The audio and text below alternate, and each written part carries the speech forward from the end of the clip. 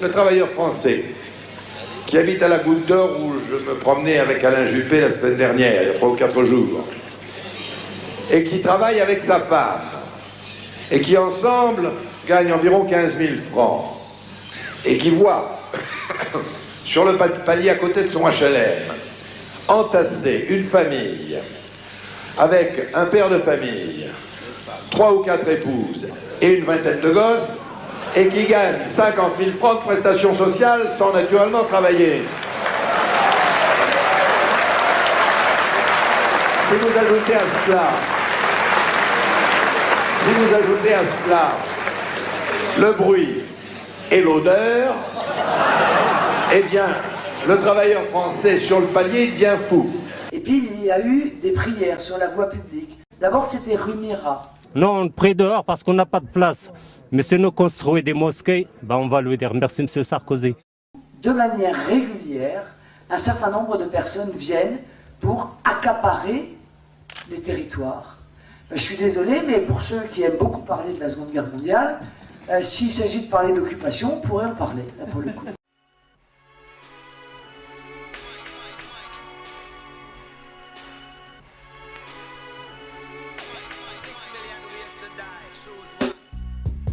Nous, c'est pas ce qu'on a vu du tout de la Goutte d'Or. Nous, on a été marqués par un quartier vivant grâce à un tissu social et associatif qui fait de ce quartier un lieu unique à Paris où le lien est la base de tout.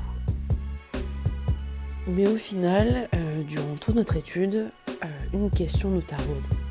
On se demande comment les assos du quartier permettent-elles une action commune tout en préservant l'histoire et le patrimoine socio-culturel de ce lieu. En parlant de résistance socio-culturelle, l'église Saint-Bernard en est l'une des images emblématiques. C'est un lieu chargé d'histoire qui a été le théâtre de nombreuses luttes sociales. Le quartier de la Goutte d'Or a été marqué par l'immigration et une forte identité ouvrière. Mais il s'est toujours distingué par sa vie militante, sa capacité à réagir et à résister. Au cœur de ce quartier, la salle Saint-Bruno relie aujourd'hui les différentes associations. C'est un espace où autrefois se tenaient de nombreuses réunions militantes. Aujourd'hui encore, cette résistance se reflète dans les initiatives solidaires menées par les habitants pour les habitants. Ce quartier est vivant et multiculturel et se distingue par ses couleurs. On y voit d'ailleurs beaucoup de jaune qui nous rappelle son nom, la Goutte d'Or. C'est un lieu vibrant, mais surtout un quartier libre. En effet, c'est un quartier libre, ce qui fait référence au nom d'une association de l'une des actrices clés du quartier de la Goutte d'Or, Hélène. Justement, c'est ce que je dis, c'est ce quartier, il est plein d'humanité parce qu'on sait s'occuper des gens.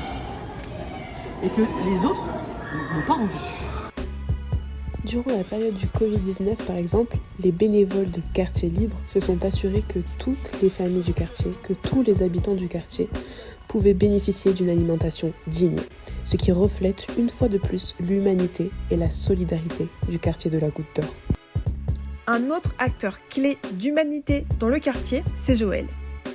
Il joue un rôle essentiel dans le tissu associatif de la Goutte d'Or. Il a su créer une association appelée ADO pour répondre à des problématiques issues d'un constat par les habitants eux-mêmes.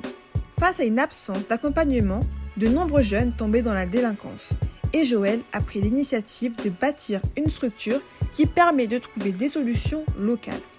Cette initiative incarne la capacité du quartier à s'autogérer et à trouver des réponses adaptées sans attendre l'intervention d'acteurs externes. Son association est un moteur du lien social, illustrant comment les habitants se mobilisent pour créer des opportunités et renforcer la cohésion au sein de leur territoire.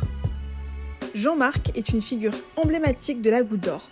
Depuis des années, il met à disposition son lieu de vie pour soutenir des associations, mais aussi le développement et la promotion d'artistes locaux, devenant ainsi un acteur clé du dynamisme artistique. Sa maison est ainsi devenue un tiers-lieu culturel appelé l'espace d'initiative culturelle, l'écomusée. Ce lieu reflète son amour pour le quartier et son engagement à en préserver l'identité tout en encourageant des initiatives créatives. Et pour finir, Bernard Massera, un monsieur qui se place en tant que témoin de l'histoire du quartier, nous permet à tous de comprendre le chemin parcouru par la Goutte d'Or pour en arriver à cette dynamique de liens socio-culturels si authentique qui anime ce lieu. Finalement, ce qui nous permet de comprendre comment les associations de la Goutte d'Or ont une action commune tout en préservant le patrimoine social et culturel du quartier, c'est le fait que, premièrement, ce sont les habitants eux-mêmes qui travaillent dans ces lieux associatifs. Ils ont donc des liens très forts avec le quartier et ses habitants, et ça leur permet donc de comprendre réellement les problématiques et de trouver des solutions adaptées. Ils réussissent très clairement à se gérer eux-mêmes, ce qui empêche une intervention extérieure qui viendrait dénaturaliser ce quartier.